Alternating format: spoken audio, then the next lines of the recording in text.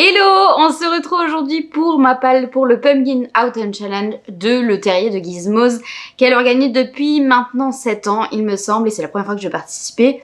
Comme d'habitude, j'adore rentrer des livres dans les cases, des fois j'arrive à finir le challenge, parfois je n'y arrive pas du tout, mais là c'est pas vraiment le but, c'est vraiment mon petit plaisir de mettre un livre dans une case.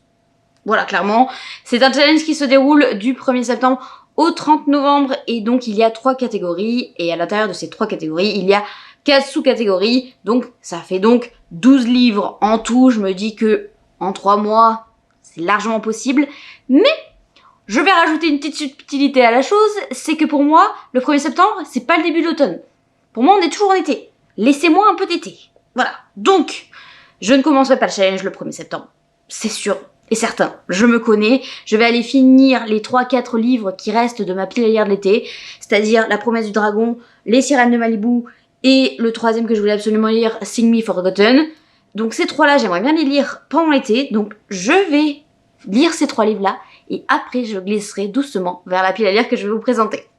Allez, sur ce blabla, c'est parti. La première catégorie, c'était Automne frissonnant et dans celle-ci, il y a donc plusieurs catégories, je vous donnerai pas les noms des catégories, je vous les afficherai à l'écran parce que c'est beaucoup trop long. Voilà, ma tête de linotte ne sera pas capable de retenir autant d'informations et de dire autant de choses, donc voilà, l'écran le fera pour moi. Par contre, je vous donne les mots-clés. Pour la première catégorie, nous avons Halloween, fantôme, possession, exorcisme, insectes et comédie. Et dans celle-ci, j'ai choisi de mettre Vespertine de Margaret Rogerson chez Big Bang. C'est un livre qui fait partie de la vidéo des 12 livres à lire par 12 books ta copine que j'ai fait donc en tout début d'année. J'ai lu plus de la moitié des livres que je devais lire dans le cadre de cette vidéo là, donc je crois je suis à 7, 8, quelque chose comme ça livres. Et donc je continue avec celui-ci qui pour moi est vraiment automnal, je ne me voyais pas le lire avant. On y suit une jeune fille qui va voir des soldats possédés débarquer et il va falloir donc qu'elle démêle le mystère. J'en sais pas plus, je me suis pas vraiment replongée dans le résumé. La seule raison pour laquelle je l'ai choisi, c'est qu'il y a marqué dans les mots-clés possession et dans le résumé, il y a soldat possédé. Voilà, je suis pas allée chercher plus loin, il est très automnal. Voilà, ça va pas plus loin. Et j'ai très hâte de lire parce que quand j'avais fait la vidéo, il y avait 2 personnes qui me l'avaient conseillé. Il y avait Blue Moon's Book qui m'avait donné le livre à lire et il y avait aussi... Ah, j'ai mangé son pseudo. Ah, Dream of Reader. Donc, et voilà, il fallait absolument que je le lise. Visiblement, celui-là, il faut vraiment que je le lise. Il me fait très envie. J'ai très hâte. J'avais beaucoup aimé Sorcery of Thorns, même si j'avais pas eu l'énorme coup de cœur qu'ont pu avoir la majorité des gens. J'ai vraiment adoré. Donc là, c'est le moment de le sortir.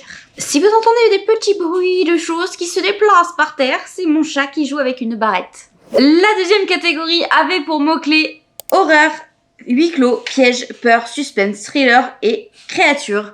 J'ai choisi de placer le 3e tome de Wayward Pines, à savoir donc Destruction de Blake Rouge que j'ai dans les éditions Game Master. Je voudrais vraiment finir cette saga pour le côté huis clos, on est parfait. Ceux qui l'ont lu, vous savez très bien de quoi je parle.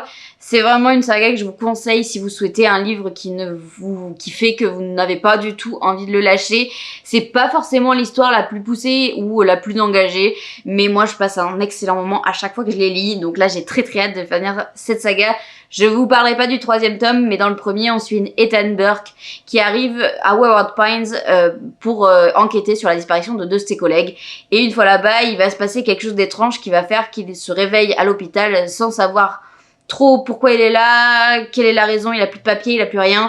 Bref, c'est louche.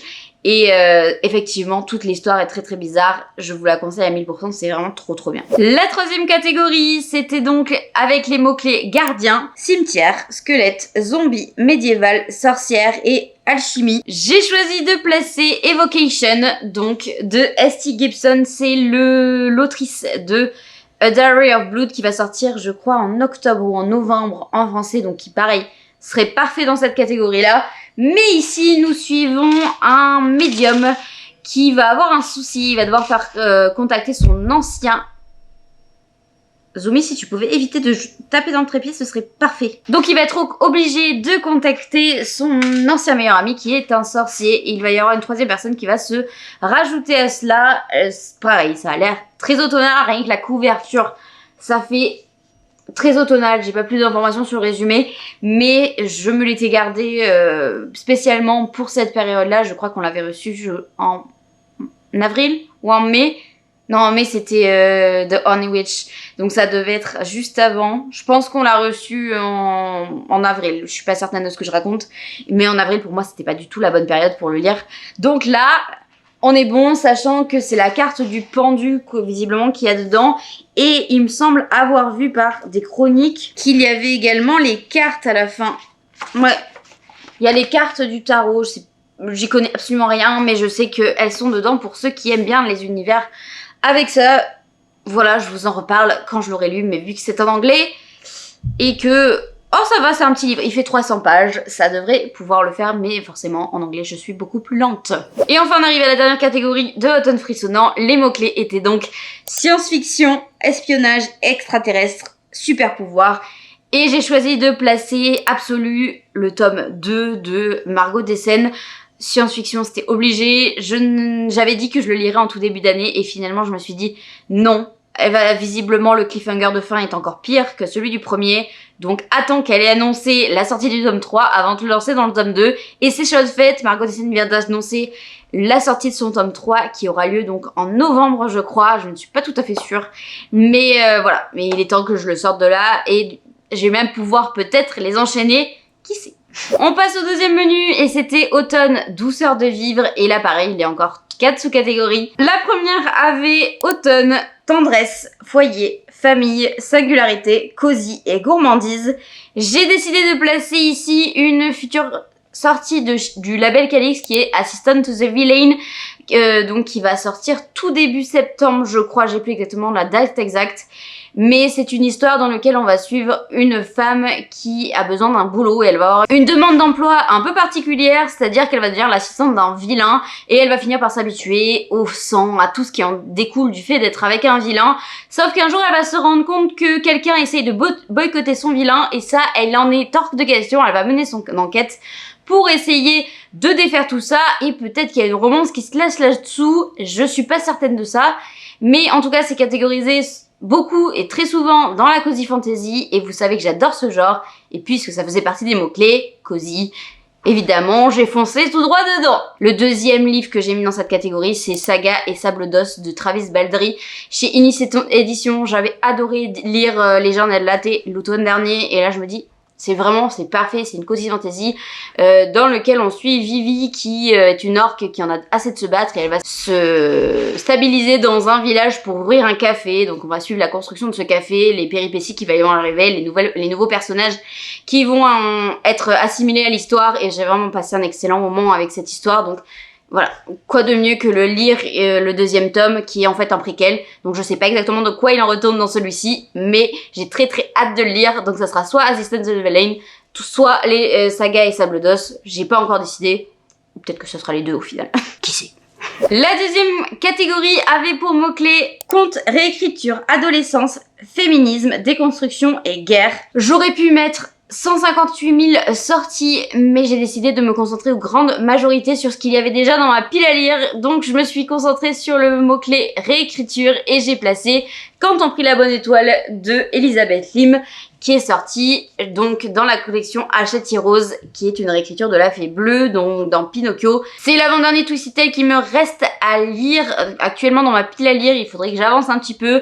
Ça se lit tout seul. Après bon, c'est qu'un Twisted Tale. Le problème avec les Twisted Tale, c'est que ils sont assez inégaux. Parfois ils sont géniaux, parfois ils sont un peu moins bien. Mais là c'est Elisabeth Lim. Il n'y a pas un seul Twisted Tale d'elle que je n'ai pas aimé. Donc je lui fais entièrement confiance. Je suis sûre que celui-là va être une grande réussite.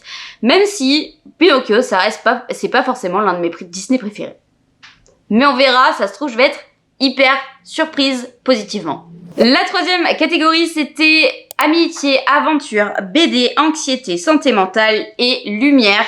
J'ai décidé d'aller au plus simple puisqu'il y a quand même 12 livres à lire pendant 3 mois et que j'aimerais pouvoir aller en dehors des sentiers définis et d'aller plutôt me balader en pleine forêt.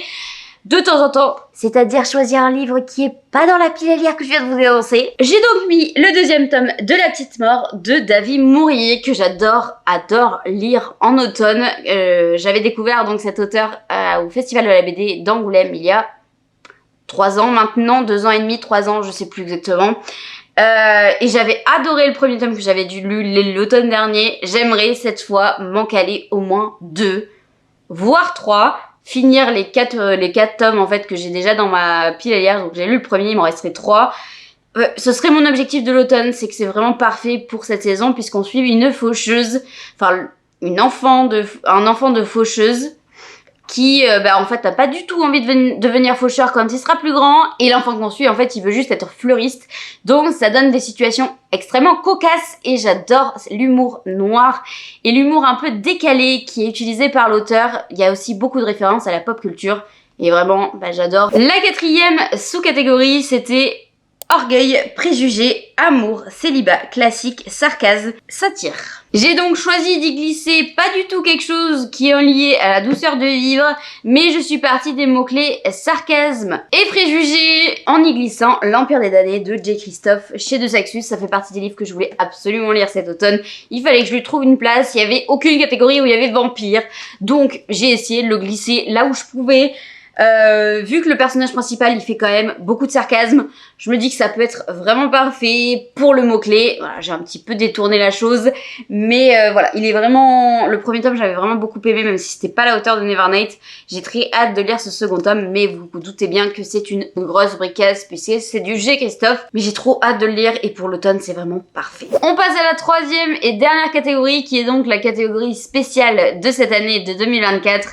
On est sur l'automne crépusculaire en lien avec les papillons de nuit et tout ce qui est lié au romantisme. Je trouve ça très beau quand elle en parlait, mais alors pour placer les livres dans les catégories, ça n'a pas été aussi simple que prévu. J'ai réussi au final, mais j'ai un petit peu joué avec les mots, on va dire. La première catégorie avait pour mots-clés âme, vie, mort, messager, magie, transformation, ombre, animal et nocturne. J'ai placé 2 livres différents dans cette catégorie selon si j'achète ou pas le premier dont je vais vous parler. En octobre ou en novembre sortira en poche le 2e tome de la 9e maison de Les Bardigots et je veux vraiment lire cette suite pour l'automne. Je trouve ça absolument parfait. Il faut que je le lise, il sort en poche là, je me dis que c'est l'occasion parfaite. Je l'ai placé là en fonction du mot âme, mais je peux pas vous en dire plus sans vous spoiler la fin du premier tome, donc je n'irai pas plus loin dans mon résumé. C'est tout. Et alors, le deuxième, je l'ai placé là grâce au mot magie et j'ai placé Les Oiselles de nuit de Kate J. Armstrong, publié chez De Saxus, que j'ai reçu en février en cadeau, qui est temps de le lire, mais c'est pareil, je le gardais pour l'automne. Je sais pas pourquoi, cette couverture fait automnale, le jaspage aussi, je sais pas. Tout ça est lié à l'automne pour moi. On va suivre donc des oiselles de nuit qui ont la capacité de donner la magie à quelqu'un de manière temporaire. On va suivre donc 3 jeunes filles qui pensaient en fait être protégées de tout parce qu'elles servent les puissants. Et finalement, elles vont être atteintes d'une agression et elles vont partir et elles vont se rendre compte qu'il y a beaucoup plus de jeunes filles que prévu qui possèdent la magie. Et donc elles vont tout faire pour se protéger. J'ai très hâte de le lire, sachant que le 2e tome sort en décembre chez De Saxus. Donc voilà, il est grand temps de le sortir de là, et comme ça je serai fin prête pour lire le tome 2. La 2e sous-catégorie avait pour mots-clés romantisme, poésie, lyrisme, mystère, rêve, cauchemar, émotion et vague à l'âme. Et j'ai choisi de placer A River Enchanted de Rebecca Rose, donc l'autrice de Divine Rivalité. On va suivre une jeune fille, Adaira, qui est capable de dessiner les esprits à l'aide d'une chanson, sauf qu'elle va se rendre compte qu'il y a un petit souci actuellement et elle va s'allier donc avec Jack, son ancien ennemi, je crois. Ouais, c'est ça. Et qui vont tous les deux mener l'enquête pour découvrir ce qui se passe au niveau des esprits dans la rivière à côté de chez eux. Voilà. C'est un mystère. J'ai choisi par rapport au mot mystère, vous vous doutez bien, parce que je ne savais pas quoi d'autre mettre dans cette catégorie. Ça a été la catégorie la plus dure à trouver, donc j'ai un petit peu détourné les mots. Il y a un mystère dans ce livre lié aux esprits, donc voilà, j'ai utilisé le mot mystère parce que les autres mots m'inspiraient, mais pas du tout. Il n'y avait aucun livre dans ma pile à lire qui correspondait à tout ça. La 3e sous-catégorie avait pour mot-clé Ange, déchu, éthéré, prophétie, mémoire, roman, chorale, fleurs, envoûtant, évanescent. Et alors c'est pareil, j'ai pris le mot littéral. Il y a donc le mot mémoire à l'intérieur et le 9 octobre sort le dernier tome des Mémoires de la forêt de Michael Brun-Arnaud. Et forcément, j'ai très envie de le lire. Il sort chez l'École des loisirs comme les 3 premiers et j'ai tellement aimé cette saga jeunesse qu'il fallait absolument que je place le 4e tome dans cette pile à lire. D'ailleurs, je crois pas qu'il soit sur l'automne, il est sur le printemps ou sur l'été. Je ne sais plus, mais voilà, bon, tant pis, ça sera pas de saison. Mais j'ai vraiment envie de terminer cette saga et je vais même, je pense, être triste de quitter les personnages parce que j'ai vraiment apprécié chacun de ces tomes qui parlent de sujets complètement différents, mais c'est de la littérature jeunesse pour moi qui est intelligente, qui a une double lecture, que tu sois enfant, adulte, personne âgée, je pense que ça peut toucher absolument n'importe qui, et ça, on aime. Et enfin, la dernière sous-catégorie, c'était elfe, démon, crépuscule, mythologie, légende, petit peuple, fantasy, nature. Et là, c'est pareil, j'ai un petit peu détourné. Voilà, il y a le mot crépuscule dans le livre, dusk. Ça veut dire crépuscule en français. Voilà. Donc, Unravel the Dusk de Elizabeth Lim, qui est sorti donc chez Ouder, mais qui n'est pas traduit en français. C'est une réécriture de Mulan dans laquelle on va suivre Maya, qui est couturière, et qui souhaite devenir grande couturière, sauf qu'elle ce n'est pas possible puisque c'est une femme.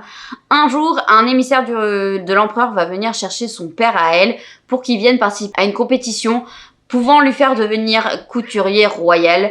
Et sauf que son père n'a plus la force de venir à cette compétition, alors Maya va prendre sa place, va se faire passer pour son frère, et va devenir un homme pour participer à la compétition. Et j'ai vraiment adoré le premier tome, c'est donc le second et dernier tome. J'ai très hâte de savoir comment ça se termine. C'est un livre en anglais, mais qui n'est pas très long, et je sais pas, il me fait très envie. C'était hyper facile à lire le premier tome, donc je suppose que celui-là je vais pas trop galérer.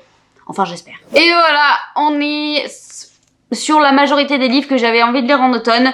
Pour tout vous avouer, il y a certains titres que j'ai sortis de ma bibliothèque en me disant celui-là je veux le lire, celui-là je veux le lire, celui-là je veux le lire. Et donc j'ai essayé de les faire rentrer dans les catégories. Il y en a d'autres que j'avais sortis, il y en a même 2, mais que je n'ai pas réussi à placer dans les catégories. Donc tant pis, ils seront probablement lus quand même cet automne. Je sais pas si je sortirai pas une deuxième vidéo début octobre pour présenter les livres que j'ai envie de lire pour l'automne, mais qui sont pas rentrés dans cette pile à lire ici. Parce que en fait, il y en a d'autres qui me tentent, soit des sorties, soit des livres que j'ai déjà. Et ce serait dommage de pas pouvoir vous donner d'autres idées autour de l'automne. Parce que c'est une saison, je sais pas, qui est très propre à la fantasy, je trouve. Je sais pas pourquoi. J'ai la sensation que tout le monde a envie de lire de la fantasy. Enfin, tout le monde, non. Mais tous les fanas de fantasy ont encore plus envie d'en lire en automne. Et je trouve qu'elle colle à merveille avec ce genre littéraire. Et c'est très dommage de pas pouvoir en profiter. On verra, ça dépendra de mon planning vidéo et comment je m'en sors en ce début d'année. Mais voilà, ça fait partie des plans que j'ai. Sur ce, si vous avez aimé cette vidéo, n'oubliez pas de liker, de commenter et de vous abonner. Je vous souhaite une excellente semaine et surtout, prenez soin de vous.